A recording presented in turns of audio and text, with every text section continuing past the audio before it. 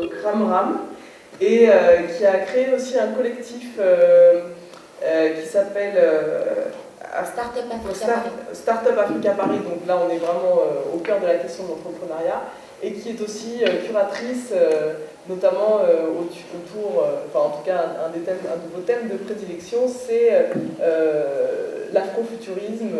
La science-fiction. La science-fiction, d'accord. Donc voilà, qui nous racontera aussi son parcours et sa vision du secteur. Et Samuel Jacquois, qui est photographe avant tout, journaliste aussi, et qui a créé une biennale en 2005 qui s'appelle la Biennale de Douta, qui est au Cameroun. Une biennale qui l'année prochaine aura une seconde édition autour du photojournalisme. Et voilà, et qui a été amené aussi à créer une maison d'édition, enfin en tout cas les moyens de publier un livre voilà, par ses propres moyens, de le distribuer aussi par ses propres moyens. Donc voilà, on est au cœur de l'entrepreneuriat, voilà, dans l'art visuel, un entrepreneuriat voilà, qui a ses propres ressources. Donc de manière très concrète en fait, Pascal, est-ce que tu peux nous raconter comment tu en es venu d'artiste, donc d'individu artiste avec voilà, un discours et une parole à délivrer, et comment tu en es venu justement à vouloir créer une revue? Qu'est-ce qui t'a mené à ça? Est-ce que tu peux nous raconter un peu ce parcours-là? Merci Camille. Effectivement, je pourrais dire c'est difficile de se définir par moment quand on est obligé en fait de porter plusieurs casquettes, de pallier en fait à plusieurs manques quand on travaille dans la culture, je dirais. Surtout en ce qui concerne le continent africain, on est souvent obligé de faire tout par nous-mêmes. C'est-à-dire que, effectivement, moi j'ai fait des études de cinéma classiques, j'ai fait une école de cinéma et puis après l'université Paris 8. Mais à la fin de mes études, je me suis rendu compte en fait qu'il y avait, dans beaucoup de domaines, il y avait des manquements, en termes de, surtout dans les médias. Donc en fait, j'ai commencé par travailler avec Andy Akorofor, de CLAM, que vous allez peut-être avoir la chance d'écouter cet après-midi, qui sera dans la table ronde de la mode. Et en fait, face justement au fait qu'il y avait très peu de mannequins noirs et qu'il y avait très peu d'artistes représentés dans les médias, on a décidé en fait de créer un magazine qui s'appelait CLAM Magazine. Et c'est comme ça que cette aventure, elle a quelque part démarré.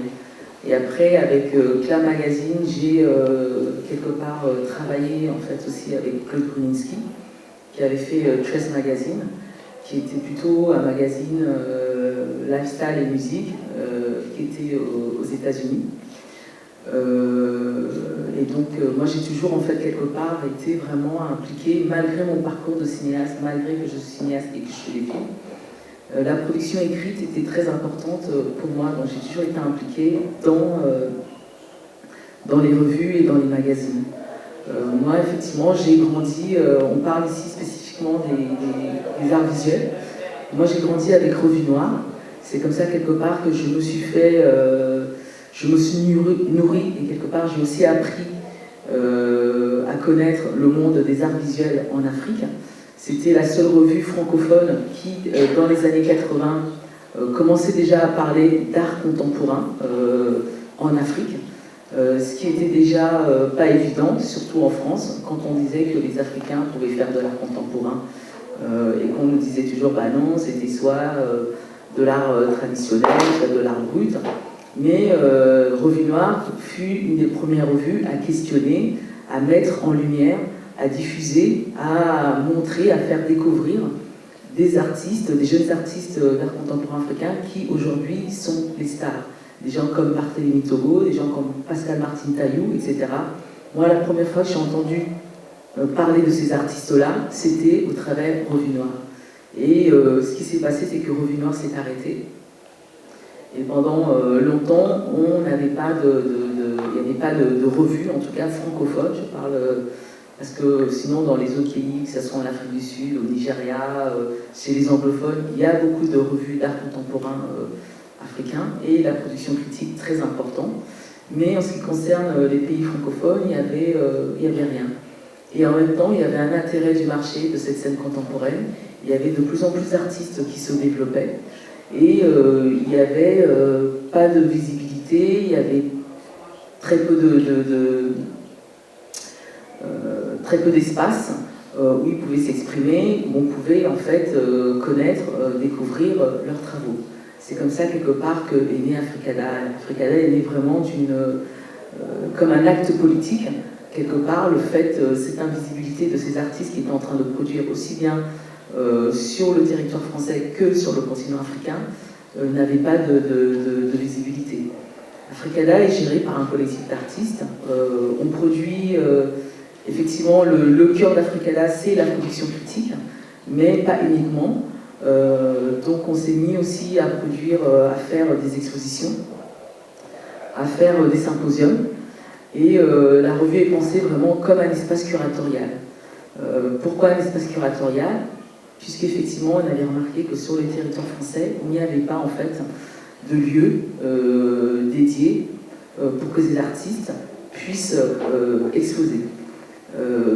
D'où aussi, c'est pour ça qu'on est là aujourd'hui, l'envie qui est cette maison des cultures d'Afrique, pour que quelque part aussi, tout ce qui concerne la production culturelle africaine puisse avoir un lieu en France de production, de diffusion et de démonstration. Et face justement, comme je disais, que nous, on est toujours un peu obligés de porter plusieurs casquettes, malgré ces... C'est-à-dire que c'est pas voulu. C'est-à-dire que quand on commence à parler, à montrer, à diffuser, à parler des artistes viennent nous voir en disant voilà, on aimerait bien, je viens de faire ce nouveau travail dont vous avez parlé dans la revue, on n'a pas d'espace pour pouvoir le diffuser, etc. etc. Donc, quelque part, on a commencé aussi à faire des expositions, à montrer, à trouver des espèces de partenariats avec différents lieux pour pouvoir en fait montrer des artistes dont on défendait dans la revue et quelque part dont on pensait qu'il était important que ces artistes puissent être aussi vus et connus sur le territoire français. On a commencé, on a, je pourrais dire, une espèce de résidence pendant presque un an quand on a démarré la revue il y a 5 ans au Lavoir Moderne dans le 18e. C'est là où on était accueillis c'est-à-dire qu'à chaque sortie du numéro, on expose le contenu de la revue dans un espace d'art. Donc on a commencé ce dialogue au Lavoir Moderne qui a bien voulu nous accueillir et c'était aussi un lieu symbolique quelque part parce que par rapport au quartier où se situe le Lavoir Moderne dans le 18e, c'était important qu'il y ait une espèce de résonance par rapport au contenu qu'on proposait et qu'il y ait une résonance avec aussi le territoire, l'espace qui est le 18e Château Rouge où on sait qu'il y a une forte population issue du continent africain. Et de là, après, on a, comme effectivement il n'y a pas d'espace, il n'y a pas de centre d'art, il n'y a pas de lieu où on peut montrer de l'art contemporain africain en France, on est devenu un espèce de lieu un peu nomade, dans le sens où effectivement on a montré, on a travaillé, on a fait l'acte éditorial, c'est en fait un concept qu'on a mis en place, avec le MACBAL, avec la Gaîté Lyrique, avec différentes institutions françaises. Effectivement, le dialogue avec ces institutions était très difficile, très douloureux, mais on a quand même essayé de jouer le jeu, parce que pour nous, il était important de pouvoir quelque part s'approprier ces différents espaces, leur montrer ce qui est en train de se produire aussi bien sur le sol français que sur le continent africain. Et là, on est sur un projet avec le Centre Pompidou où en fait on a une carte blanche Africada, où pendant 4 jours, j'ai en fait fait une programmation de sélection d'artistes dont je sais que ces artistes ne seront jamais montrés dans le centre Pompidou, ou ne seront jamais exposés. Donc on fait en fait aussi ces différents types d'événements pour essayer d'instaurer un dialogue qui, quelque part, donc on sait que c'est un dialogue qui est difficile à entreprendre, et une espèce de dialogue de sourds, où quelque part les institutions françaises refusent d'exposer des artistes issus du continent africain. À part juste quand il y a des événements vraiment spéciaux, quand la saison sud-africaine, quand il y a la saison sud-africaine, il y a beaucoup d'événements, beaucoup de lieux qui ont exposé des artistes sud-africains. Mais effectivement, quand il n'y a pas des événements spéciaux liés à l'Afrique, c'est difficile, quand on a un projet, d'aller voir une institution française aujourd'hui qu'elle accepte de pouvoir, qu'elle accepte en fait d'exposer ses artistes. Effectivement, là, il y a un phénomène de mode qui est en train de s'opérer aujourd'hui grâce au marché de l'art. Effectivement, il y a un intérêt du marché de l'art sur la scène contemporaine africaine. Donc, avec beaucoup de retard, certaines institutions françaises se décident enfin à exposer ces artistes. Effectivement, comme Camille le montrait tout à l'heure, il y a eu l'exposition Beauté Congo à la Fondation Cartier, où c'est une exposition effectivement qui a eu beaucoup de succès. C'était la première fois que la Fondation Cartier avait autant de public. Ils ont même dû prolonger l'exposition, même les horaires étant les horaires où ça se finissait à 21h30, tellement qu'il y avait du monde qui venait voir cette exposition. Donc en ce moment, il y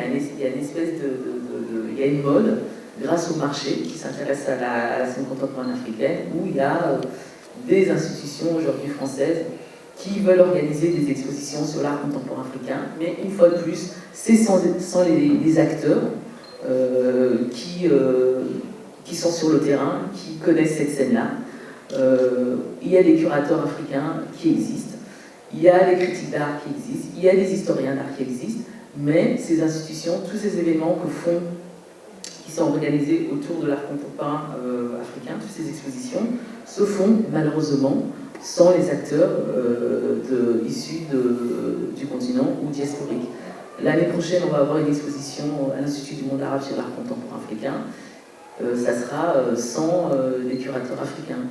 Il y a eu au Grand Palais, nous avons Keita, l'exposition Keita, pareil, c'est sans des curateurs et sans des acteurs issus du continent ou diasporique africain. Beauté Congo, c'était organisé par André Magnin, qui est marchand et qui n'est pas curateur. Et aussi l'année prochaine, il y a la fondation Louis Vuitton, qui aussi va faire une exposition sur l'art contemporain africain, effectivement, sans des acteurs, des curateurs issus du continent africain. Donc on continue à parler de nous sans nous, à nous montrer d'une certaine manière sans nous. Et un peu le combat d'Africada, justement, c'est d'essayer de pouvoir, en fait, quelque part, essayer de proposer une alternative, même si on est à la périphérie, de pouvoir, en fait, produire, montrer tel que nous on le pense, se réapproprier cette histoire, l'écrire, parce qu'il est important, en termes de mémoire, d'archivage, qu'on soit maître de cette histoire due à la scène contemporaine qui est en train de se faire aujourd'hui de part et d'autre, aussi bien sur le continent que en Europe. Et c'est un peu la volonté et le combat d'Africada qu'on mène actuellement. Voilà. Merci Pascal. Je pense que dans ce qu'a dit Pascal, il y a ce qui nous rassemble ici, c'est-à-dire le lieu, ou plutôt son absence. Et c'est ce qui a mené Pascal à faire ce qu'elle a fait avec Africada, peut-être pour justement à la fois avoir la production critique qui soit produite par ceux qui créent, ou alors ceux dont la création est est extraite, on va dire, que ce soit le continent ou la diaspora. Et il y a eu, de là, elle en est venue à faire ces actes éditoriaux où, elle a été menée à les faire aussi par un besoin de visibilité. Et donc à chaque fois, il y a ce parcours qui est guidé par des manques, mais aussi un secteur qui se développe considérablement et qui en France, c'est pas le cas partout, mais qui en France a tendance à rester dans les mains des mêmes et le manque d'ouverture est toujours présent, même aujourd'hui en 2016. Donc voilà. Je pense que voilà, le lieu, c'est un terme important et c'est un sujet important, que ce soit celui de la revue, que ce soit celui de l'espace d'exposition. Voilà. Oulimata Gueye, vous, votre parcours aussi, il y a un côté où vous êtes journaliste, vous êtes indépendante et puis vous êtes menée à faire quelque chose de plus collectif ou de plus ouvert vers les autres. Comment vous en êtes venue à par exemple, voilà, que ce soit ce collectif ou... Alors moi je viens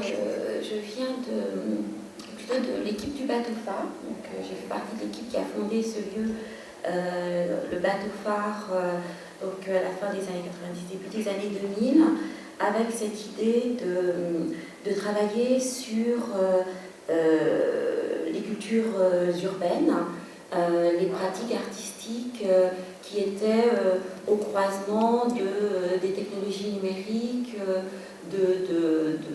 des pratiques plus marginales et des cultures urbaines.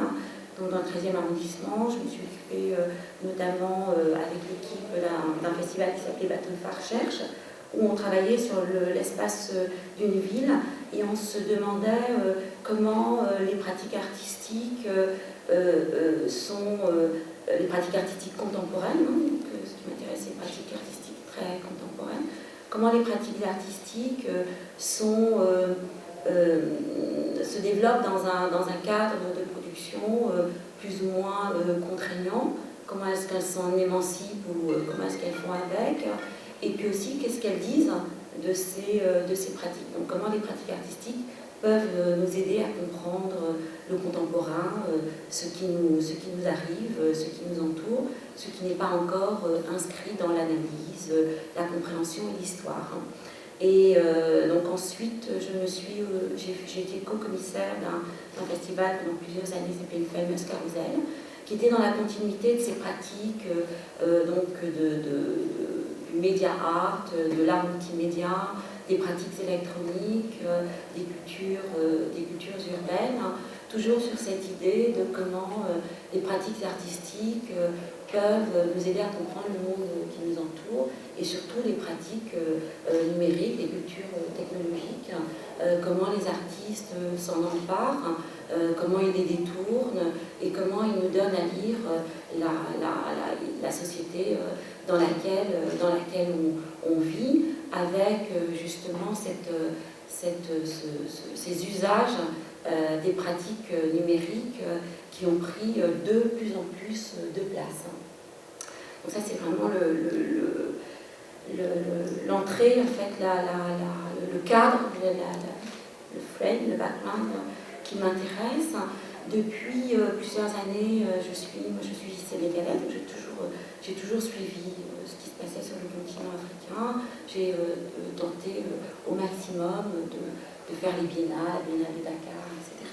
Et depuis quelques années, j'ai eu vraiment très très envie de me poser la question justement de ces usages des technologies numériques à l'échelle du continent africain, avec une double façon de chercher, celle d'Internet.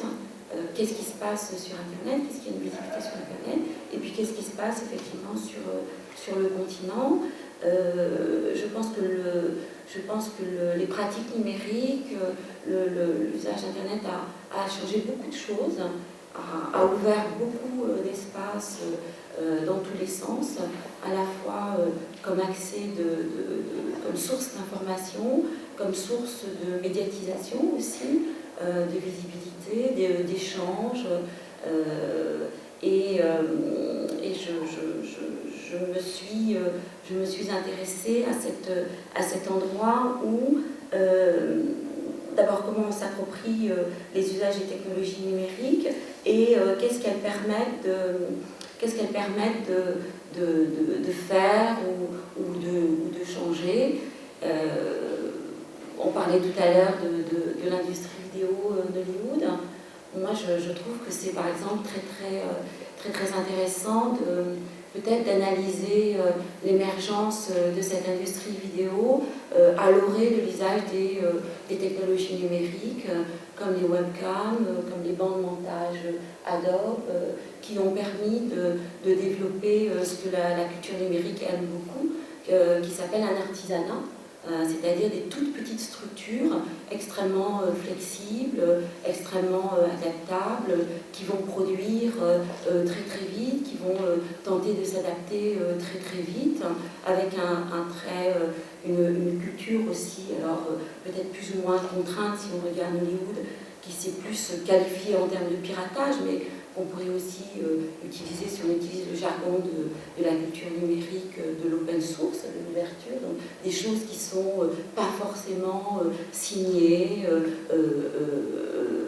dans un circuit très précis, mais qui sont ouvertes à la porosité, à la copie, à la réappropriation, à la réinterprétation, et puis bien entendu les modes de diffusion qui étaient des modes de diffusion beaucoup plus confidentiels que la salle de cinéma. Donc voilà, c'était des choses qui me semblent intéressantes de regarder à l'orée de ces technologies numériques et de se rendre compte que les outils numériques, en fait, bon, ils sont là, ils sont appropriés un peu partout, comme partout dans le monde d'ailleurs, l'Afrique.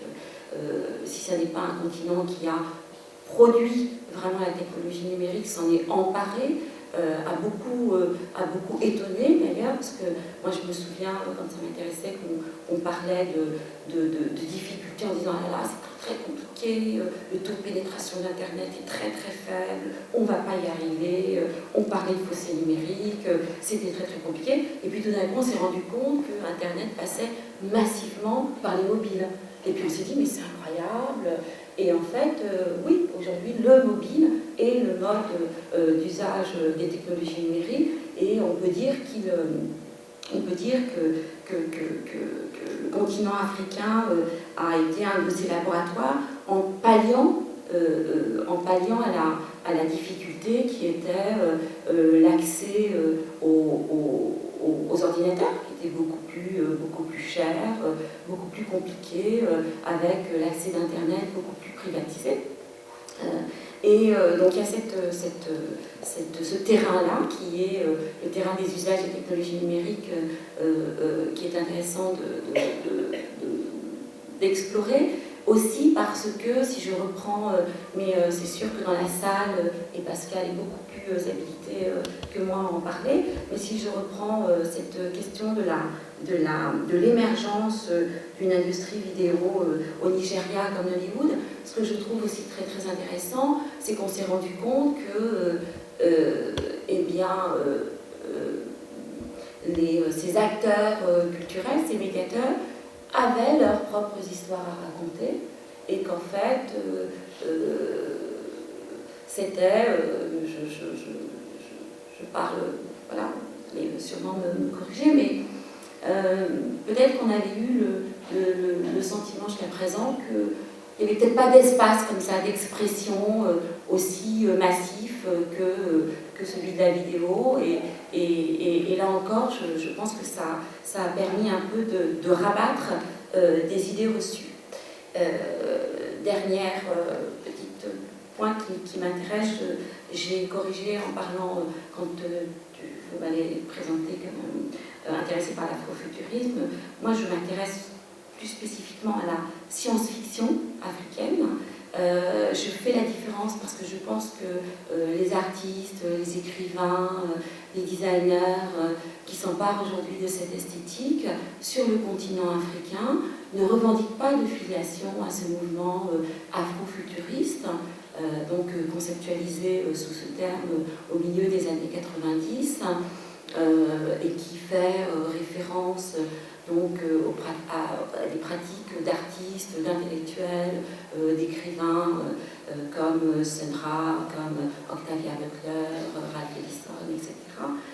Mais produisent aujourd'hui, à partir de leurs conditions de production locale, avec aussi des outils numériques et donc une grande ouverture sur le reste du monde, toujours dans cette culture de la circulation des esthétiques, de la réappropriation, de l'adaptation, et s'emparent du genre de la science-fiction pour dire des choses que j'explore. Je n'ai pas de réponse précise à cet usage.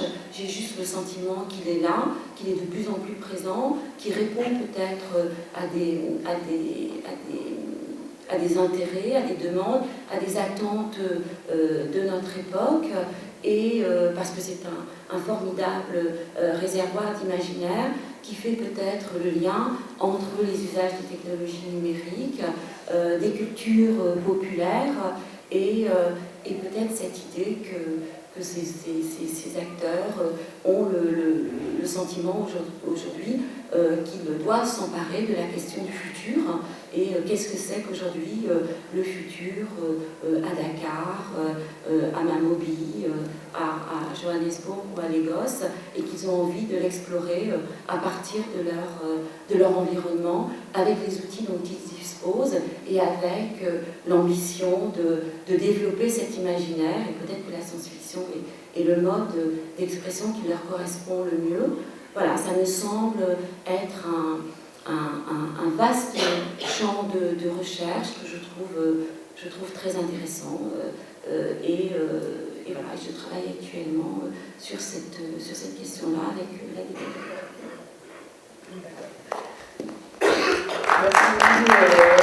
Merci beaucoup, donc justement, la question du futur, elle se pose vraiment pour ce qui est de l'entrepreneuriat, parce qu'il y a quelque chose à réinventer. On le voit aujourd'hui évidemment en France, mais bon voilà, là on parle des arts visuels, et voilà. Alors est-ce que voilà, il y aurait un entrepreneuriat du futur? Est-ce qu'il y a quelque chose à inventer dans ce domaine-là?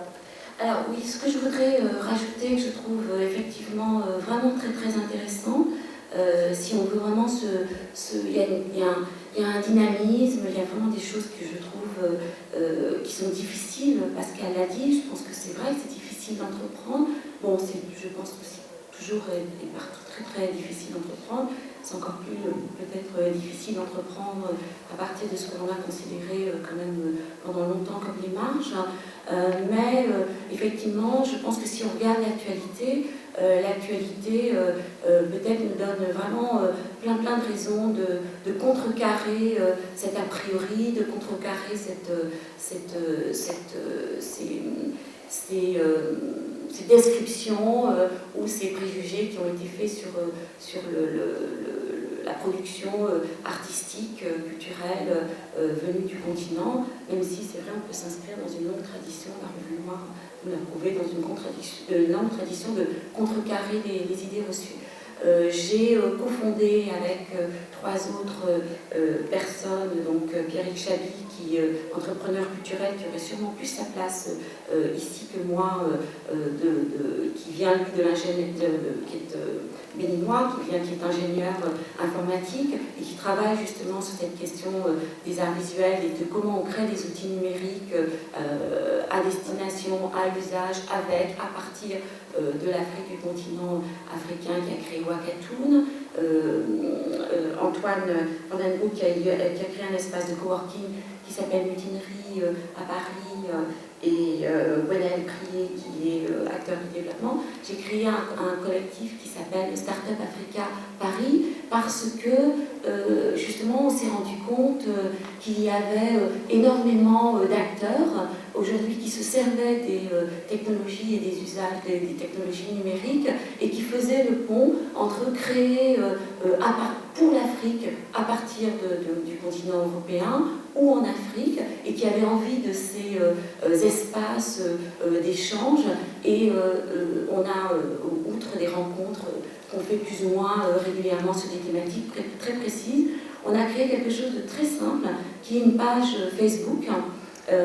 Et on a juste proposé que justement des acteurs de ces technologies se rencontrent et cet espace d'échange et qui permettent, on n'a pas besoin d'être physiquement au cœur des espaces de création et d'invention des technologies numériques ou de la créativité artistique pour produire. On peut vraiment, c'est ce qui est intéressant dans la culture numérique, c'est elle s'est développée à la marge, et c'est toujours à la marge qu'on a développé des outils, des espaces d'expressivité qui ont justement transformé un peu les idées reçues. Et donc, à partir de cet outil qui est une page Facebook, on permet de se rencontrer des personnes qui travaillent à Abidjan, qui travaillent à Dakar, mais qui travaillent aussi à Berlin, à Paris, sur un principe très simple. Voilà cet espace. Vous pouvez y faire un espace de circulation d'informations, d'échange.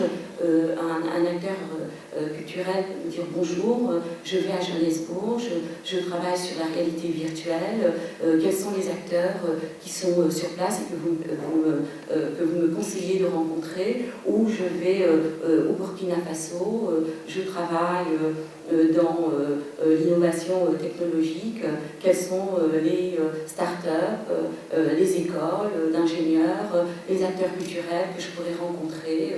Voilà, donc ça c'est un outil qui est très modeste, on est entre 500 et 600 membres, et je pense que c'est un espace vraiment en toute modestie. Nous on l'a ouvert, mais il est quasiment co-géré par l'ensemble de ses membres qui ne posent pas de spam, qui ne font pas leur autopromotion, mais qui le vivent comme un espace précieux d'information et d'échange, de partage de circulation et des savoirs. Et juste pour terminer sur cette histoire de l'entrepreneuriat, encore une fois, je pense à Pierrick Chabi, donc, qui a développé Wakatu, mais je pense aussi à Diane Audrey Ngako, qui a créé un site qui s'appelle Visiter l'Afrique, qui là aussi tente de bouger un peu les idées reçues sur la façon dont on produit de la représentation visuelle de l'Afrique, ou au site d'images Yellen Pix, qui donc décide aussi de produire une banque d'images à partir de photographes vivants, travaillant, se formant sur le continent, pour le continent. Donc là aussi, entreprendre dans les arts visuels, c'est un espace qui est un espace en friche et dont on peut se servir aussi, dont les technologies numériques peuvent nous permettre de le développer, de le réinventer. Voilà, de le réinventer et surtout de bousculer les idées reçues. Merci beaucoup. Samuel Jacquois, de la même manière, est-ce que vous pouvez nous raconter un peu ce qui vous a mené à ce que vous faites? Vous êtes artiste au départ? Non, en fait, pas de la même manière, mais de ma façon à moi. Parce que moi j'ai un parcours assez atypique. Je sais pas, j'ai toujours été artiste dans l'âme, mais en même temps, moi j'ai étudié à Montréal, où j'ai fait sciences politiques, et où j'ai écouté beaucoup de musique, beaucoup de jazz, parce qu'il y a le premier festival de jazz de Montréal, et j'ai baigné là-dedans. Et quand je suis rentré en France, j'ai commencé par être journaliste, donc j'ai travaillé pour différents magazines et revues, notamment la revue Africulture avec Yoko. Et au fil de mes rencontres, en fait, j'ai commencé à voir qu'il y avait un manque. C'est-à-dire, par exemple, quand je suis allé au Cameroun, parce que je suis originaire du Cameroun, je suis allé pour faire des reportages sur les artistes, sur les plasticiens du Cameroun, voilà. Et il y avait deux lieux, enfin, il y a toujours deux lieux d'exposition qui s'appellent Dollart et la Galerie MAM. Et donc ces deux espaces, entre guillemets, ont pris en otage, ça c'est moi qui le dis, hein, ça n'engage que moi, l'art au Cameroun. C'est-à-dire que si on ne passe pas par ces espaces-là, on n'est pas considéré comme un artiste. Et du coup, moi j'ai commencé à interviewer ces artistes-là, et ils m'ont fait savoir qu'eux, ils ont besoin de s'exprimer, de montrer un peu leur art à tout le monde. D'où donc m'est venue l'idée en 2005 de créer la Biennale d'art visuel de Douala, que j'ai appelée Douta. Voilà, Douta en Douala qui veut dire image. Et j'ai invité ces artistes-là du Cameroun à montrer leurs travaux, leur création. Il y avait la peinture, il y avait la sculpture. Bon, ça a coûté assez cher, donc j'ai eu beaucoup de mal à faire vivre cette expérience-là. Mais on a eu l'avantage de découvrir des artistes qui créaient au Cameroun. Et j'ai aussi invité d'autres artistes qui venaient de Côte d'Ivoire ou du Mali ou du Sénégal, qui venaient aussi dialoguer avec eux. Donc de cette expérience-là, donc les artistes avaient, du coup, ont eu un espace de dialogue différent des espaces conventionnels qui sont les galeries d'art. Et dans cet espace-là, moi je ne montrais pas ce que je savais faire. J'ai toujours été photographe, j'ai toujours été journaliste, mais quand je fais des choses comme en Afrique, je ne suis pas là pour montrer ce que je fais, mais pour montrer ce que les autres font. Voilà. C'était à ma manière une façon de contribuer à la, comment dirais-je ça, à la mise en lumière de l'art en Afrique. Voilà. Et ensuite, donc, après cette expérience-là, je suis rentré à Paris où je vis, et il faut savoir que quand on crée ce genre d'événement-là, on passe 2-3 ans à ne faire que ça. C'est-à-dire qu'on soi-même, si on est artiste, on ne crée pas, on travaille pour les autres. Donc, moi, j'avais mis tout ce que je faisais de côté, donc du coup, je me suis un peu, quand je suis à Paris, j'ai fait le bilan, et je me suis rendu compte que, en fait, moi, je n'avais rien créé, je n'avais rien fait, et donc, il fallait que je me mette au travail, sinon, je ne pouvais pas exister, quoi, en fait. Et donc, je me suis lancé dans mon projet qui s'appelle Route du Jazz, qui est un projet à travers lequel je parle de ce que j'ai toujours vécu, c'est-à-dire que je parle de la musique, je parle du rapport entre la musique et l'esclavage. Et donc, j'ai commencé à rencontrer, étant journaliste, plein de musiciens noirs, de musiciens qui ont une origine africaine, et nous parlions un peu de leur africanité dans la musique, et ce travail-là, au bout de 10 ans, 15 ans, en fait, de travail, de recherche, est sorti donc un livre. Voilà. Mais au départ, je n'étais pas parti non plus pour faire un livre. Hein. C'est-à-dire que les photos ayant accumulé différentes photos, je me suis dit, qu'est-ce que je vais en faire? Bon, finalement, j'en suis arrivé à me dire que je vais en faire un livre. Maintenant, pour en faire un livre, j'ai fait comme tout le monde, je suis allé voir La Martinière, La Découverte, toutes ces grandes maisons d'édition qui sont à Paris, et j'ai essuyé pas mal de refus, me disant que voilà, il y a déjà pas mal de livres sur le jazz, donc c'est pas la peine d'y compter, donc voilà. Mais comme en même temps je faisais pas mal d'expositions, bon, les gens qui voyaient mes travaux me demandaient, mais alors, est-ce que avec vos travaux, il y a un livre qui accompagne ces photos, parce qu'on aimerait bien avoir quelque chose de concret, quoi. Et donc, du coup, j'ai créé une association qui s'appelle aussi Douta, l'image. Et cette association-là, en fait, m'a servi pour faire ce livre-là, qui s'appelle Route du Jazz aussi. Et ça m'a pris 1 an. Donc, c'est-à-dire qu'il fallait que j'aille à la banque, que j'interpelle le banquier, que je lui demande de m'aider. Et qui a bien en partie voulu m'aider. Et en même temps aussi, il fallait que je constitue une équipe, parce que moi je ne peux pas en même temps aussi faire les photos, interviewer les artistes, et aussi faire la maquette, attacher de presse. Bref, il y a pas mal de chaînes, enfin de niveaux dans la création d'un livre, que tout seul il est quasiment impossible de faire, quoi. Et donc j'ai commencé à rassembler donc une équipe pour faire ce premier livre-là. Et au bout d'1 an, donc, j'ai réussi à faire le livre. Et ensuite, ce livre m'a servi donc pour voyager et pour rencontrer d'autres publics et exister, voilà, pour montrer mon travail. Et donc, ce livre est sorti il y a 2 ans. Et depuis 2 ans, donc, il a voyagé au Mali, il a voyagé en Afrique du Sud, il a voyagé au Burkina Faso, en Côte d'Ivoire. Et aujourd'hui, donc, au bout de 2 ans, je ne sais pas, le livre a encore demandé, mais je me suis encore lancé dans un deuxième projet, enfin un troisième projet, ou un énième projet, je ne sais pas, qui cette fois-ci, réunit encore d'autres artistes. Je me suis lancé sur la thématique de l'esclavage, encore une fois. Et c'est un projet que j'ai commencé donc, il y a 1 an, qui s'appelle Impression mémorielle. Et ce projet, donc je l'ai écrit, et j'ai constitué une équipe pour le réaliser avec moi. Nous sommes 10. Et c'est un projet qui parle de l'esclavage, mais à travers l'art contemporain, à travers la photographie contemporaine. Voilà. Et une fois que j'ai écrit ce projet-là, donc j'ai essayé de contacter des photographes. Donc il y a 10 photographes qui viennent des États-Unis, qui viennent du Brésil, qui viennent du Pérou, qui viennent de la Guadeloupe, de la Martinique.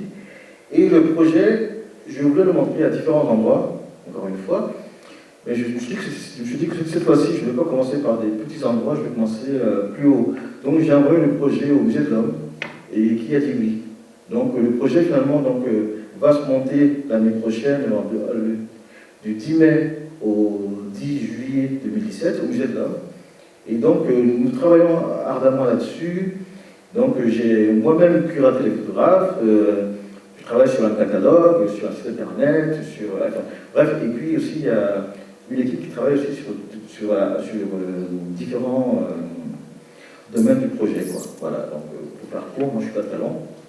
Donc voilà comment moi j'entreprends dans mon art et dans mes projets. Voilà. Merci.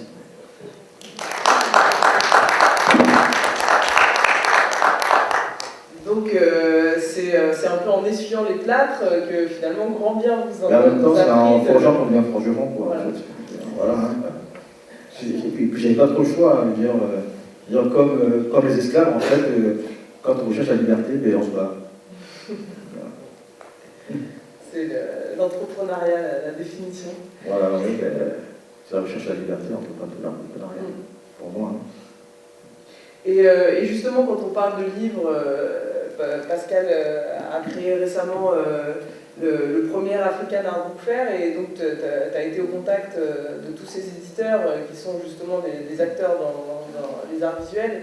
Et est-ce que tu peux nous parler un peu de la manière dont les difficultés qu'ils ont rencontrées, un peu, des échanges que tu as eus avec eux, ce qu'il en ressort? En fait, c'est vrai que le secteur en fait, de l'édition, c'est surtout en Afrique, c'est un secteur qui est très très sinistré, qui est vraiment très très dur. Effectivement, comme je le disais tout à l'heure, nous on essaye vraiment avec Africada, c'est vraiment un vrai dialogue qu'il y a entre les gens issus de la diaspora et les artistes qui sont sur le continent. Donc on essaie effectivement de mettre en place soit des événements, soit des espaces d'échange, de réflexion en ce qui concerne l'art contemporain africain. On avait effectivement, depuis 3 éditions de la Biennale de Dakar, on avait commencé par faire une exposition lors de la première édition, quand on en a été à Dakar. Donc on avait fait une exposition où en fait on exposait le contenu de la revue. On avait invité un curateur extérieur à aussi venir proposer une exposition photographique. Et on a en fait quelque part aussi remarqué, questionné en fait aussi, l'idée aussi c'était de questionner en fait cette Biennale de Dakar, où elle en était. Et lors de la 2e édition, on a décidé de faire un symposium, un espèce d'état des lieux, parce qu'on avait remarqué que tous ces événements qui se créent sur le continent africain, les différentes foires qu'il y a, les différentes biennales qui existent actuellement sur le continent, que ce soit la biennale de Marrakech, la biennale de Dakar ou l'Art Fair de Jobourg, etc. Tous ces événements-là, il n'y avait pas d'espace de publication. Voilà. Et pour des gens qui sont dans la production critique, qui sont dans l'édition, qui sont dans la publication, une fois de plus, il y avait une invisibilité visibilité, c'est-à-dire que les gens, quelque part, qui donnent de la valeur, qui écrivent sur ces artistes, sur les travaux de ces artistes, n'existaient pas dans tous ces différents espaces de démonstration. Donc on a invité une dizaine d'éditeurs indépendants. On a pendant 3 jours, avec 2 jours d'atelier. Et suite à ça, il en est sorti qu'en fait, il était vraiment important et nécessaire qu'on continue un dialogue avec la Biennale de Dakar, dans le sens où on devait vraiment proposer au sein de cette Biennale un espace dédié à la publication. Donc cette année, on a effectivement mis en place, pour une première édition, qui est un African Art Book Fair, on a en fait, qui est plutôt pensé, c'est pas vraiment une foire d'art du livre, mais c'est plutôt, on a pensé ça comme un projet espèce, qui, dans cet espace, en fait, réunit 3 espaces avec 3 formes de narration. Il y a un espace dédié aux exposants. L'idée, c'était d'inviter des éditeurs indépendants sur le continent qui écrivent, qui publient sur l'art contemporain africain, pas uniquement, et aussi d'inviter des artistes qui produisent des fanzines, des livres d'artistes eux-mêmes. Donc l'idée, vraiment, c'était de leur donner un espace, non seulement un espace où ils puissent montrer, en fait, ce qui se produit en termes de publication d'art. Surtout, ce qui nous intéressait, c'était aussi la qualité et le contenu. C'était très important, c'était les critères pour nous qui étaient très importants par rapport à la sélection des éditeurs indépendants qu'on a invités cette année. Et il y avait aussi un espace dédié au panel de discussion, où l'idée, en fait, c'était de travailler avec ces éditeurs indépendants par rapport à leurs problématiques qu'ils rencontraient sur le terrain. Donc on a en fait sélectionné une série de thématiques. Une des thématiques qui était très importante, qui revenait auprès de ces acteurs, c'était la question de la distribution. Qu'effectivement, il y avait une production locale, riche, très intéressante, mais qui avait du mal à être distribuée. Par exemple, une revue comme Mosaïque, qui est au Cameroun, est distribuée uniquement au Cameroun. Elle a du mal, par exemple, à être vue ou à être distribuée au Sénégal, au Congo, ou même dans la sous-région. C'est très très difficile. Donc on a mis aussi en place la fonction de cet African Art Book Fair. C'est aussi une manière, une forme de distribution pour ces éditeurs indépendants, puisque l'idée, en fait, de l'African Art Book Fair, c'est un événement qui est censé être nomade. Donc on a commencé effectivement la première édition avec la Biennale de Dakar. Là, on est en train de parler avec la Triennale de Luanda. On a eu une proposition avec la Biennale de Casablanca, et on va aussi développer un partenariat avec le Art Fair de Cape Town.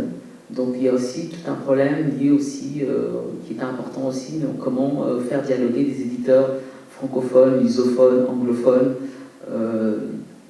sur le continent. Et cet African Art Book Fair est aussi une forme de réponse à cette problématique qui était la distribution auprès de ces éditeurs indépendants. Il y a eu aussi une problématique qui était très importante aussi auprès de ces éditeurs, c'était la circulation des savoirs sur le continent. Comment effectivement ce contenu, cette production critique, pouvait quelque part trouver différents espaces pour pouvoir circuler à l'intérieur des différents pays. Donc c'est toutes ces problématiques-là qu'on a essayé d'aborder dans ces différents panels de discussion. On a enregistré, on a filmé, puisque l'idée aussi c'est de faire une publication avec tout le contenu de ces différentes interventions. On a invité effectivement des directeurs de publication, des artistes, des historiens, critiques d'art, et aussi des éditeurs indépendants qui aussi ont des maisons d'édition. et quelques libraires aussi qui étaient aussi présents, qu'on avait invités aussi au cours de ce panel. Nous avons mis aussi en place un troisième espace. Ce troisième espace, en fait, qui était dédié à l'exposition. On avait invité 3 artistes sud-africains. Pourquoi l'Afrique du Sud? Parce qu'on avait remarqué, on avait fait une étude et on avait constaté en fait que là où le pays en Afrique où il y avait beaucoup d'artistes qui travaillaient le livre comme média, c'était en Afrique du Sud. Pourquoi l'Afrique du Sud? Parce qu'en fait c'était dû à l'histoire d'un grand collectionneur qui s'appelle Jacques Gisbert, qui est un des plus gros collectionneurs de livres d'art. Et ce collectionneur à lui seul a permis de développer en fait la scène, une scène artistique très importante en Afrique du Sud. C'est-à-dire que beaucoup d'artistes se sont mis à produire, à créer des livres d'artistes rien que pour ce collectionneur. Et du coup, on a, pour cette première exposition, dont la thématique était Exposer la pensée. Pourquoi exposer la pensée? Parce qu'il était aussi important de mettre au centre de cette biennale, effectivement, il y a ce marché qui est là, qui est omniprésent, qui quelque part, tout le monde est omnibulé par l'objet, par l'œuvre. Donc tout le monde vient faire son marché, que ce soit les galeristes, que ce soit des directeurs de musées, soit acheter des œuvres, soit avoir son artiste africain dans la galerie, parce qu'effectivement, il y a un intérêt du marché actuellement. Mais pour nous, il est important de dire que ce qui donne la valeur, malgré qu'il y a le marché, ce qui donne la valeur à un artiste ou au travail d'un artiste, c'est la production critique. À partir du moment où les critiques d'art, les historiens ou les gens qui écrivent sur les travaux de ces artistes n'écrivent pas sur les artistes africains, n'écrivent pas sur les œuvres que produisent ces artistes, ils n'ont pas vraiment une valeur, comment je pourrais dire, une valeur vraiment intrinsèque, dans le sens où la valeur du marché, c'est une valeur du moment, c'est une valeur éphémère. Et donc du coup, exposer la pensée, c'était une manière aussi de dire, voilà, en exposant la pensée, c'était une manière de donner aussi la valeur à cette pensée, à cette production critique, au même titre que l'objet, ou au même titre que la pièce d'art qui, en ce moment, il y a une espèce de convoitise qui est dessus. Donc en fait, c'est le projet, ce dernier projet qu'on a mis en place à la Biennale de Dakar.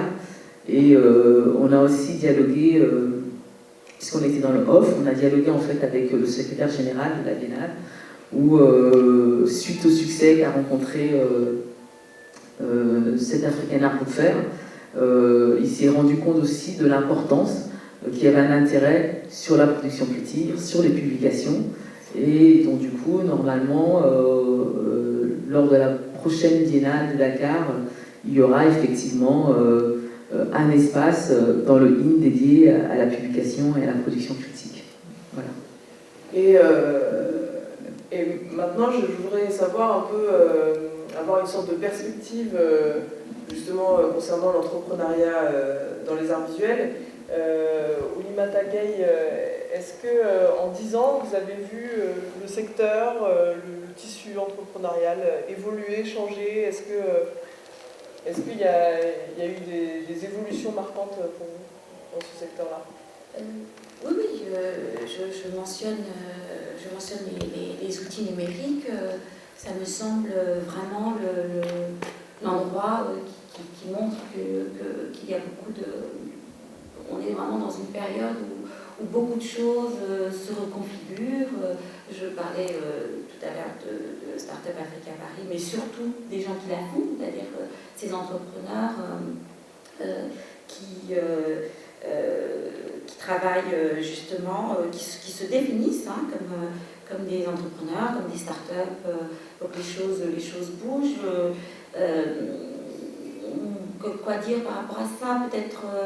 Peut-être que oui, l'importance de ces outils numériques qui nous permettent de revoir, de repenser les choses, l'importance aussi des circulations diaspora et continent. Je pense que ça bouge énormément. C'est-à-dire que maintenant, il y a justement tout ce qui est infrastructure, en fait, sont contournables, elles sont plus au centre de l'entrepreneuriat. Comment dire, c'est compliqué.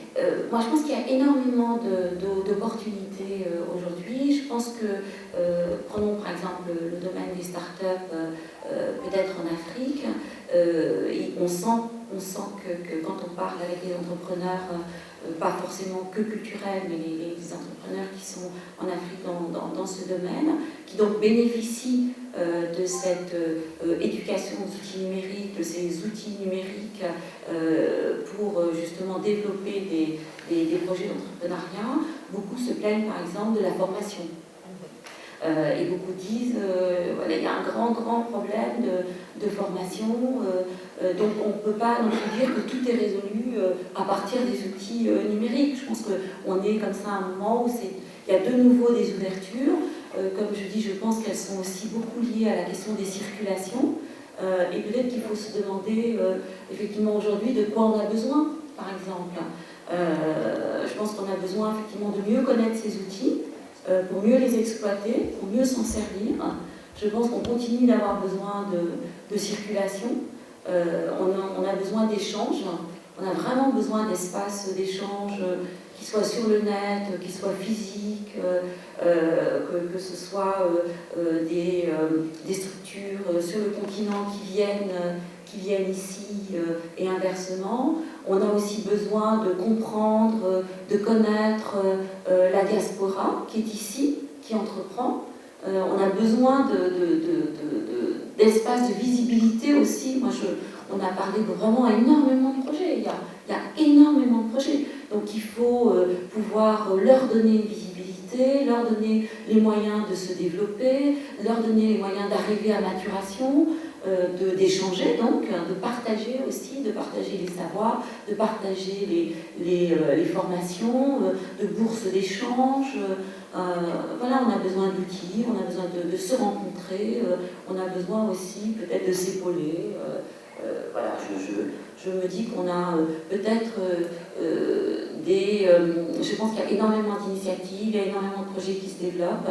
Je pense qu'aujourd'hui, il faut se poser la question de comment porter tout ça, ou comment s'entreporter les uns les autres pour des visibilités qui soient à long terme, qui soient puissantes, qui ne soient pas éphémères, qui ne soient pas juste l'objet d'une mode, d'un engouement ou d'un acteur personnel aussi, parce que c'est aussi ça la faiblesse, c'est quand c'est porté par une personnalité et quand elle disparaît ou quand elle est plus ou moins forte ou plus ou moins, le projet parfois disparaît aussi avec. Donc voilà, je pense des choses, des strates qui se tiennent les unes les autres. Peut-être des horizons à réfléchir, à développer avec la salle aussi. Et puis je pense aussi, je pense qu'il est important de questionner en termes de politique culturelle, c'est-à-dire quelles sont les politiques culturelles qui sont mises en place au niveau des États africains. Ça, c'est aussi important dans le sens où tu parles du numérique. Par exemple, moi je reviens au Cameroun, il y avait les assises de l'entrepreneuriat culturel au Cameroun.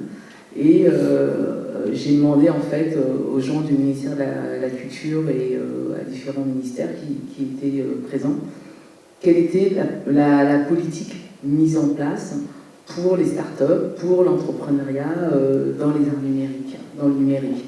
Et en fait, la réponse que j'ai eue, qu'il n'y avait aucune politique qui avait été mise en place, en tout cas en ce qui concerne le Cameroun, puisque quelque part c'est un secteur qu'ils ont négligé, et en même temps qui s'est développé très très vite d'un seul coup, qui a fait une espèce de boom comme ça. Et du coup, quelque part, c'est difficile pour les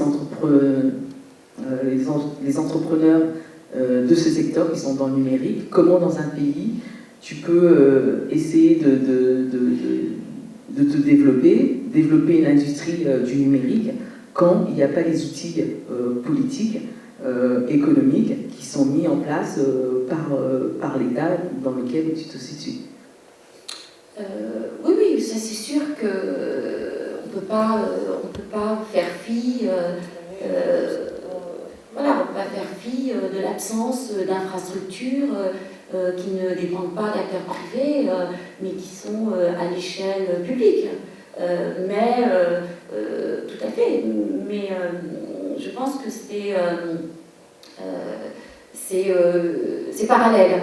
Voilà, je pense qu'effectivement, le monde de l'entrepreneuriat ne peut pas vivre dans une bulle perchée là-haut et penser que les choses vont se développer sans qu'il y ait de leur part aussi des positions voilà, je ne sais pas si on peut parler en termes de pression, mais en tout cas de contribution. On va tenter d'utiliser un vocabulaire positif et actif, tenter en termes de contribution au débat, et puis effectivement à ce que l'infrastructure à l'échelle d'un pays, elle est importante. Et effectivement, on ne peut pas juste imaginer se développer soi-même avec ses outils, sa structure privée, sans se dire que l'on a dans le développement même de sa structure une responsabilité d'influer sur les politiques publiques. Oui, il faut que ça aille en parallèle. Ouais. Mais par exemple, Samuel, dans un cas concret comme la Biennale de Doutat, quelles sont les difficultés que tu rencontres au Cameroun? Difficultés financières. Mais je veux revenir un peu sur les perspectives. Tu parles de perspectives. Beaucoup d'entreprises culturelles, enfin, beaucoup d'initiatives culturelles, on va dire, viennent de la part des artistes. Je pense par exemple à Samy Majoli, qui avait créé les rencontres de Lubumbashi. Et aussi à Kiripi, qui avait créé aussi notre festival aussi au Congo, Kinshasa. Et on ne peut pas faire les choses soi tout seul. En fait, les artistes ont une initiative et après s'entourent des gens compétents.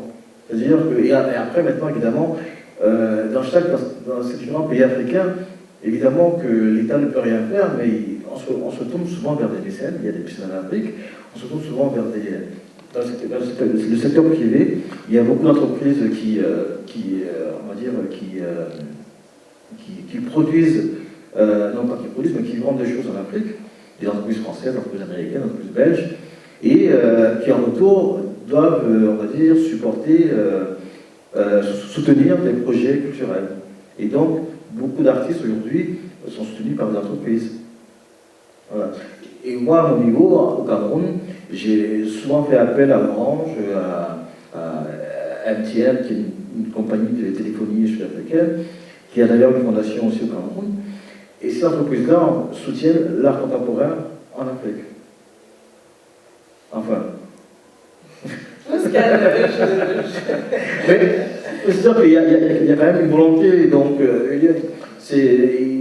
il faut aller vers eux, parce qu'en fait, évidemment que quand on parle de culture en Afrique, on parle toujours de musique, on parle toujours de football, tout ça, et on oublie souvent l'art contemporain, les arts visuels, quoi. On parle aussi souvent, on parle maintenant de cinéma aussi, bien qu'il y ait très peu de salles de cinéma en Afrique. Donc toutes ces industries culturelles sont un peu oubliées et sont laissées à elles-mêmes, quoi, en fait. Donc l'avenir de l'art en Afrique, malheureusement, dépend des acteurs il est dans l'entreprise privés. Ouais. Entreprise privée. Ouais. Voilà. Pascal?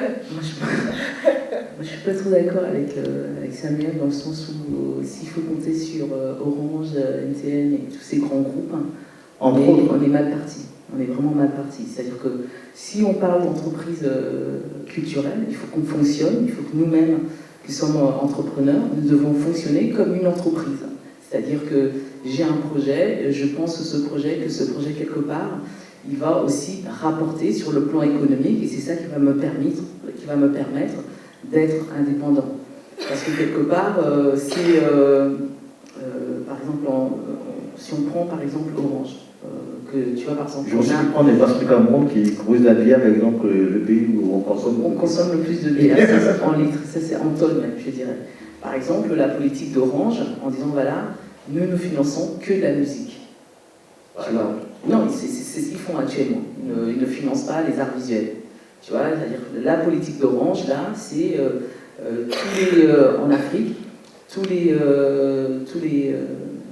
les artistes qui, quelque part, ont des projets liés à la musique peuvent peut-être, et encore c'est pas sûr, avoir une petite chance d'être soutenus d'une manière très infime. Toi-même, tu sais, pour avoir une biennale, c'est-à-dire que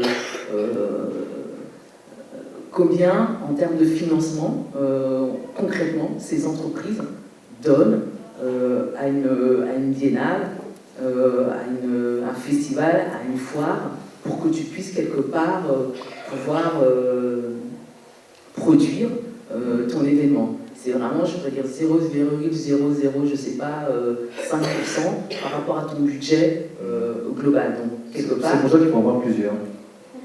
Plusieurs? Non, je pense qu'il faut plutôt, en disant, voilà, je fais un festival, la billetterie, je vais en vendre, je vais essayer de faire peut-être pas cher l'événement, mais ouvert à un plus grand public, et il va peut-être y avoir, je sais pas, 3000 personnes qui vont acheter un billet à 1000 francs CFA, ou j'en sais rien, ou à 5000 francs CFA, et faire des produits dérivés, des t-shirts, le bar, machin, etc. Et tout, voir concrètement comment toi, en tant qu'entreprise, en tant qu'entrepreneur culturel, toi-même, tu peux... oui, rentabiliser, etc. Parce que cette politique, moi je pense qu'il faut vraiment être dans le do it yourself, c'est-à-dire que tu dois faire tout par toi-même, c'est-à-dire que quand tu conçois un projet, eh ben, on a vu que ces différentes politiques qu'on a essayé de mettre en place, c'est-à-dire de partenariat, de mécénat, qu'on a essayé de mettre en place justement avec ces différentes multinationales européennes, ça ne fonctionnait pas. Du coup, on n'arrivait pas à créer quelque chose de pérenne, qu'on était toujours en danger, qu'on était toujours fragilisé, parce que chaque fois, c'est-à-dire qu'il y a des gens, ça fait depuis 10 ans, par exemple, le festival Écran Noir, ça fait je ne sais pas combien d'années qu'il existe ce festival au Cameroun, mais chaque année, à chaque fois, il doit recommencer comme si c'était un nouveau festival, il doit faire ses preuves, aller pleurer pour aller commander, pour avoir 5 000 euros, 3 000 euros, pour pouvoir subvenir à son festival.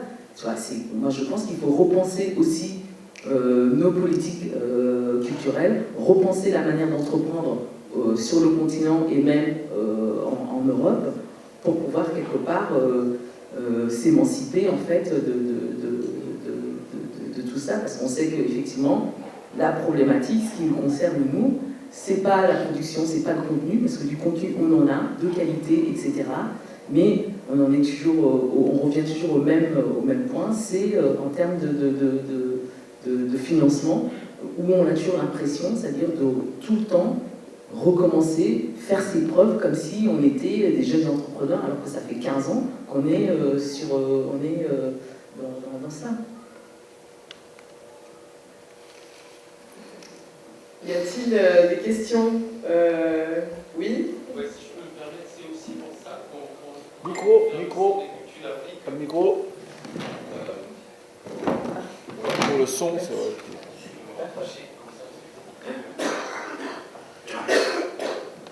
C'est entre autres pour cela qu'on a envie de faire le Centre des cultures d'Afrique, parce qu'on se rend compte qu'il manque dans des pays d'Afrique une éducation culturelle sur l'art visuel. C'est les arts populaires, par exemple la musique, le football, qui sont parce que il faut un modèle économique. Quand on gère un festival, il faut qu'il y ait un retour sur investissement. Donc ça c'est important, parce que personne ne va investir sur un produit qui ne rapporte pas. Donc si on avait un lieu comme celui-là, qui est un lieu de ressources, qui va éduquer non seulement la population artistique, mais aussi les politiques, parce que c'est pour ça. Un lieu comme ça où toutes ces cultures vont se converger, c'est important qu'il y ait une éducation visant quand même à l'excellence des pratiques. Tant qu'on fait un peu la politique commerciale, un peu d'épicerie, il n'y a pas une vision de grandeur de ces cultures. Du coup, les gens se débrouillent comme ils peuvent. Donc c'est important d'avoir un centre des cultures d'Afrique aujourd'hui qui puisse nous permettre justement d'avoir notre discours sur ces cultures. Et est-ce que vous vous présentez? Alors, je suis Hilaire Pédla, je suis artiste, musicien.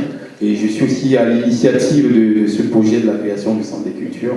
Donc je me suis entouré d'Alain Bijek et d'autres personnes avec qui nous travaillons pour avancer sur ce projet. Mais je n'ai pas d'ambition personnelle. Hein. Voilà, je le dis à tout le monde, il est important de le savoir. Pour moi, c'est important que ce centre puisse exister pour que les personnes compétentes puissent nous amener là où on mérite d'être. Voilà.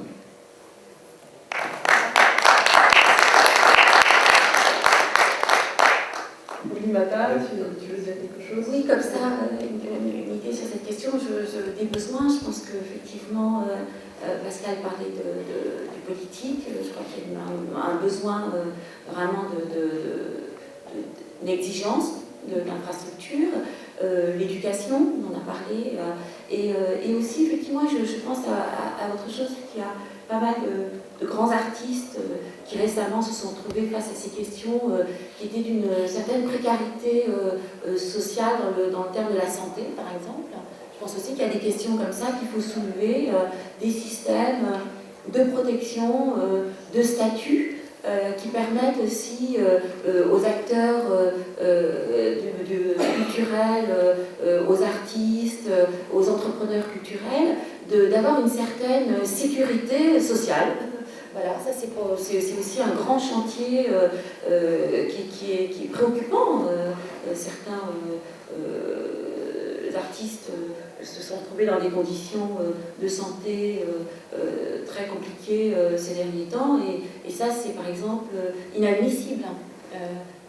Justement, quand on parle de beaucoup de production, de beaucoup de création, de dynamisme, etc., il y a vraiment des questions structurelles qu'il faut soulever, débattre, et auxquelles il faut tenter d'apporter des réponses. Et puis, bien entendu, je suis d'accord avec toi, parce que la question économique, elle est fondamentale. Comment est-ce qu'on peut trouver de modèles économiques sans dépendre soit d'institutions internationales, soit d'opérateurs étrangers, privés, qui ont leurs intérêts, hein, on ne peut pas leur reprocher, mais qui parfois ne sont pas les intérêts de ces, fondamentalement, en tout cas à pérenniser ces structures.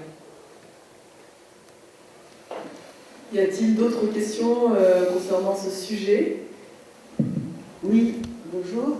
Ayoko Mensa, journaliste et consultante. D'abord, merci pour vos interventions qui étaient très intéressantes. Alors j'ai deux petites questions.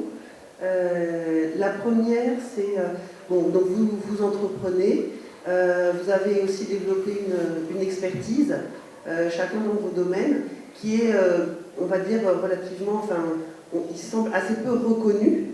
Vous avez encore du mal justement quand il y a un événement qui se met en place, comme Pascal le disait, vraiment sur votre champ d'expertise, d'être associé à cet événement-là, d'une manière ou d'une autre d'ailleurs, hein, pas nécessairement directement, mais ça peut être aussi indirectement.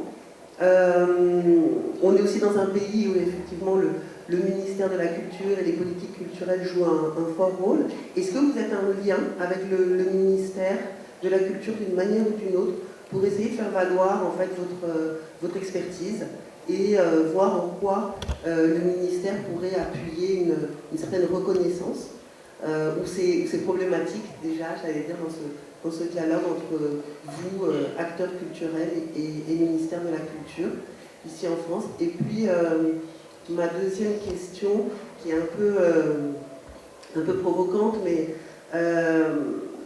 on parlait de Nollywood tout à l'heure, et Nollywood s'est développé et connaît le succès que cette industrie a aujourd'hui, parce que justement il n'y avait pas de subvention, il n'y avait pas de politique culturelle, il n'y avait aucun intérêt de l'État pour ces créateurs, et donc le marché est vraiment parti, et cette création est vraiment partie de la base, de manière complètement artisanale, jusqu'à devenir aujourd'hui cette industrie qui produit plus de 2000 films par an et pèse des millions de dollars, crée des milliers d'emplois, et devient effectivement une grande source de soutien, d'intérêt pour le développement économique du pays, pour énormément de politique. Aujourd'hui, maintenant, Nollywood est un acteur incontournable du développement économique du Nigeria. Mais cette industrie, elle s'est développée parce qu'effectivement, il n'y avait pas de soutien étatique. Et donc ma question elle est un peu, est-ce que aussi la faiblesse de l'entrepreneuriat culturel en France et plus largement dans les pays africains francophones ne vient pas du système effectivement assez pervers, ou en tout cas des subventions et des financements qui sont, bon, il faut le reconnaître, importants, hein, ils ont joué un rôle dans le développement des industries. Qui veut répondre à cette question Olimata, moi, je viens Pascal, commencer par Samuel. répondre à une des questions. La question de la relation avec le ministère de la Culture en France. Enfin, moi, je suis en relation avec le Centre national d'art plastique, qui aussi joue un rôle en accompagnement pour certains projets aussi, et qui diffuse on va dire, comment je vais dire ça, qui soutient les projets, mais pas de manière financière, mais qui accompagne, qui donne des conseils aussi, qui donne des solutions, enfin, qui donne des pistes et des voies. Mais sans plus, quoi. J'ai pas un rôle, j'ai pas un rôle d'expert ou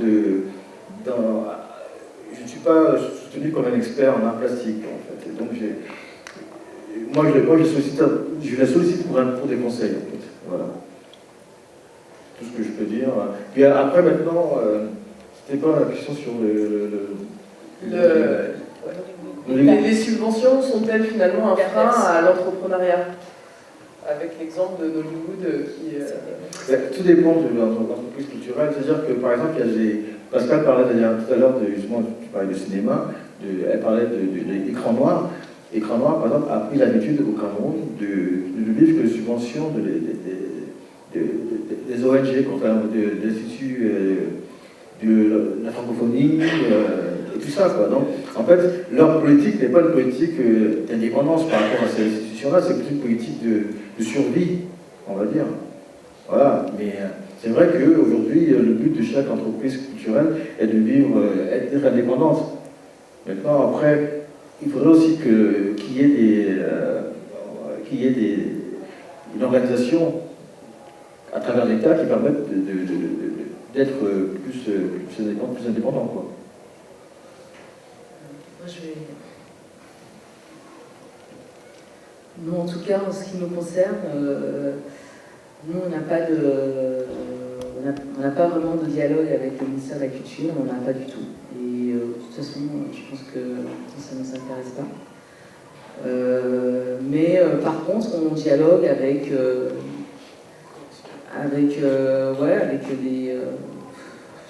des fondations. On dialogue avec des gens, par exemple, qui font des événements en Afrique. Par exemple, là, moi, j'étais effectivement sollicitée par le ministère de la Culture du Cameroun par rapport à mon expertise sur l'art contemporain africain. Ils avaient invité aussi Christine Yenné, qui est à Londres, qui est curatrice aussi, qui est une experte, qui est historienne de l'art, critique d'art, qui connaît l'art contemporain africain et diasporique, qui avait aussi curaté la Biennale de Dakar lors de la 2e édition. Par exemple, moi je travaille beaucoup plus sur le continent en tant que qualité d'expertise où j'emmène effectivement, je propose une expérience et j'essaie d'apporter des solutions par rapport à la scène d'art contemporain africain. Mais c'est vrai que en France, le dialogue est difficile parce que de toute façon, je pense qu'il n'y a pas une vraie volonté aussi de la part des politiques françaises de construire et de mettre en place des outils avec des gens issus de la diversité. Moi, j'ai assisté à beaucoup de panels ici en France, que ce soit des panels universitaires ou même actuellement, en ce moment, il y a à la Gaîté Lyrique, au CNAM, et dans le nouveau espace hip-hop sur l'entrepreneuriat culturel en France.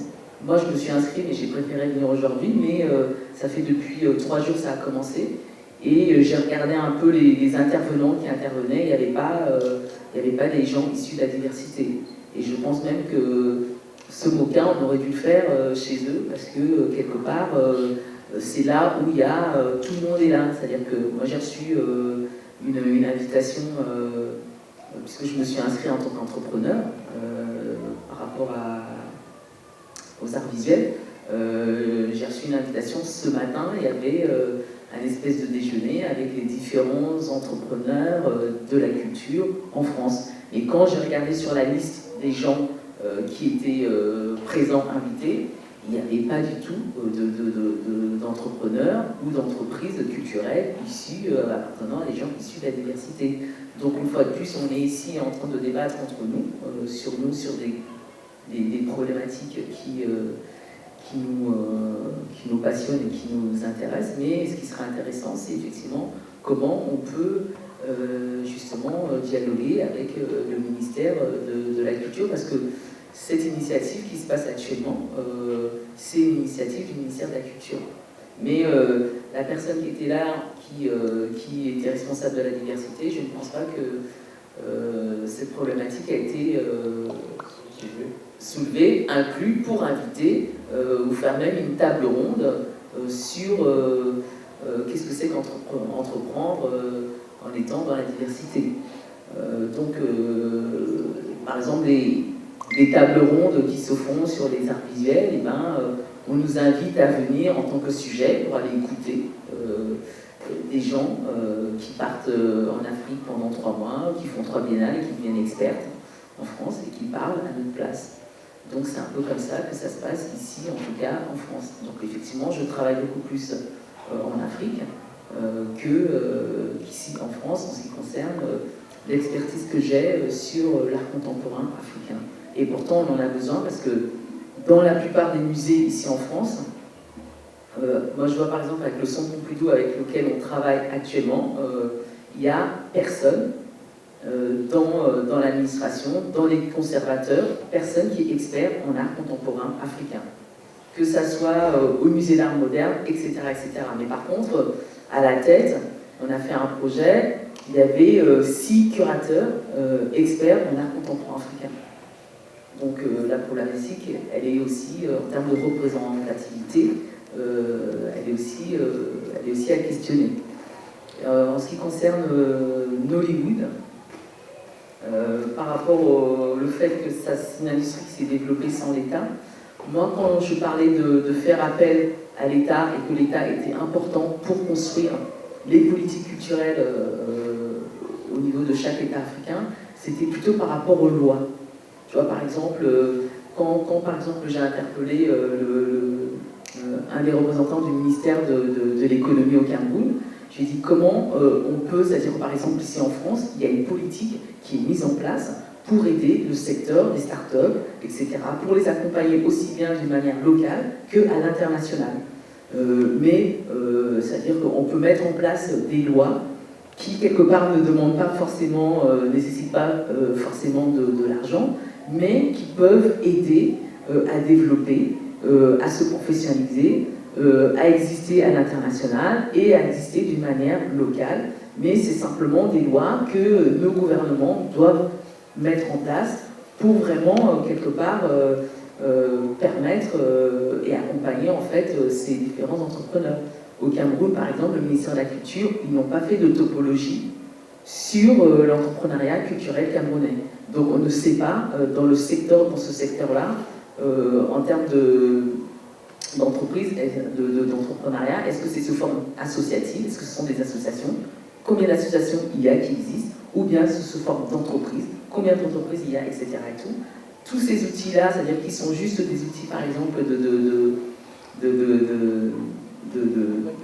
répertoriés, de topologie, etc. Et tout, auprès de certains ministères, auprès de certains États, n'existent pas. Donc effectivement, c'est très très difficile.